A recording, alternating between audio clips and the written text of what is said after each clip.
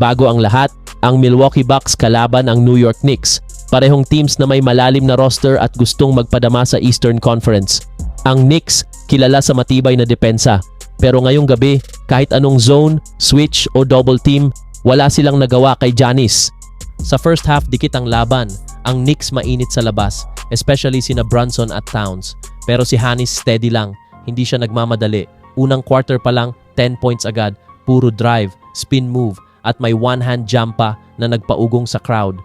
May isang play pa nga si Giannis nag-start sa top of the key, crossover, euro step, sabay dunk kahit may dalawang defender, classic Greek freak moment. Hindi mo alam kung forward, center o guard siya kasi parang lahat ng position kayang laruin. At habang mainit ang Knicks sa 3-point line, si Giannis naman literal na sumisira ng depensa sa ilalim. Tuloy-tuloy ang atake at napaka-efficient. 7 of 9 shooting sa unang half. Pagpasok ng third quarter, ayun na. Ito yung part na tinatawag kong Giannis takeover time.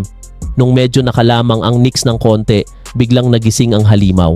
Sunod-sunod na fast break plays, coast-to-coast drives.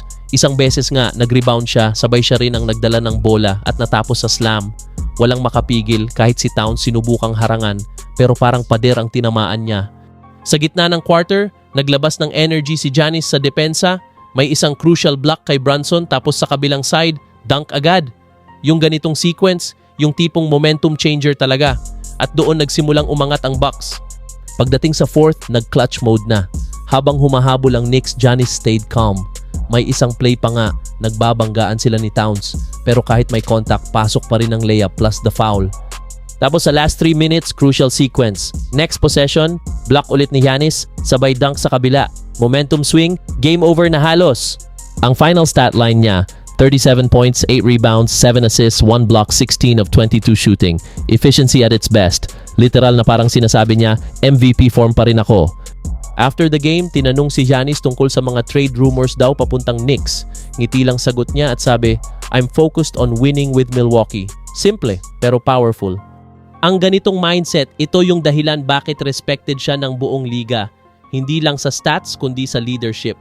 He's proving na kaya pa niyang magdala ng Bucks deep sa playoffs at possibly another championship run.